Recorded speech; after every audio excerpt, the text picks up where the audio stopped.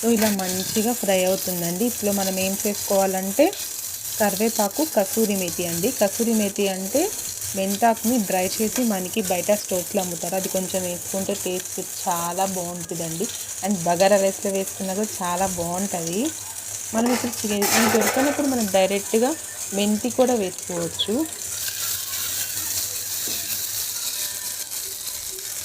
So ఆకుకూరలు ఇష్టపడిన వాళ్ళకి ఇలా డైరెక్ట్గా రోటీస్లోకి ఇలా కర్రీస్లోకి చేసుకున్న చాలా బాగుంటుంది. అండ్ మెంతాకు కూడా చాలా మంచిదండి. ఏ ఆకుకూర అయినా వీక్లీ ట్వైస్ తీసుకుంటే చాలా మంచిది. ఇప్పుడు కల్లుపు వేసుకుంటున్నాను.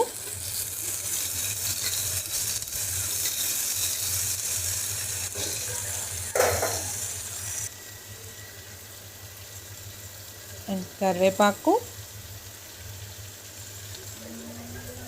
కసూరి మేతి 1 స్పూన్ వరకు వేసుకున్నానండి.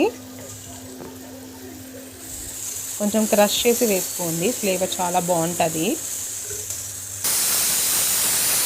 ఇక్కడ ఏంటంటే మనకి బగారా రైస్కి విజిల్ వచ్చేస్తుంది.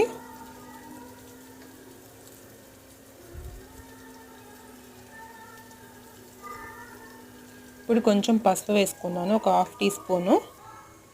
మంచిగా మిక్స్ చేసుకోవాలి. సిమ్లోనే ఫ్రై చేసుకోండి. ఇప్పుడు వచ్చేసి మనం చికెన్ ఒక 1/2 kg వరకు వేసుకున్నాను. స్కిన్లెస్ వేసుకున్నాను. స్కిన్ అయినా కూడా చాలా బాగుంటుంది. ఇలా ఫ్రై చేసుకున్నాం కదా, కొంచెం సేపు పైన ప్లేట్ పెట్టేసుకొని ఒక 3-4 మినిట్స్ సిమ్లో కుక్ అవ్వాలి. చూడండి బగారా రైస్ ఎంత పొడి పొడిలాడుతా, అస్సలుకి లిడ్ ఓపెన్ చేయగానే ఎంత మంచి ఫ్లేవర్ వచ్చిందో తెలుసా. అసలు చాలా బాగుంటుందండి. అండ్ పన్నీర్ కర్రీలోకి కూడా అండ్ రైతాలోకి కూడా చాలా బాగుంటుంది. పిల్లలు కూడా ఇష్టంగా తింటారు. వీక్లీ వన్స్ ఇలా చేస్తామంటే ఎప్పుడు రైస్ తిన్నా వాళ్ళకి బోర్ కదండి. ఇంకా రైస్తో పిల్లలకి చాలా ఫ్లేవర్ఫుల్గా రైస్ ఐటమ్స్ నెక్స్ట్ వీడియోలో అప్లోడ్ చేస్తూ ఉంటాను.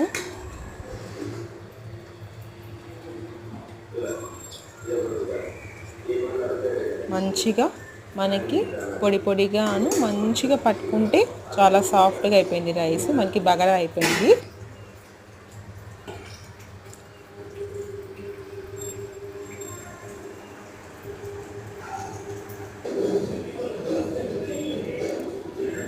ఇది వచ్చేసి ధనియా పౌడర్ అండి. ధనియా పౌడర్ ఒక 1/2 టీ స్పూన్ వరకు వేసుకున్నాను. మనం ఏ కర్రీస్లో అయినానండి, వెజ్ అయినా నాన్ వెజ్ అయినా ధనియా పొడి, జీలకర్ర పొడి వేసుకుంటే చాలా బాగుంటుంది. అండ్ గ్రేవీ కూడా మంచిగా ఉంటుంది.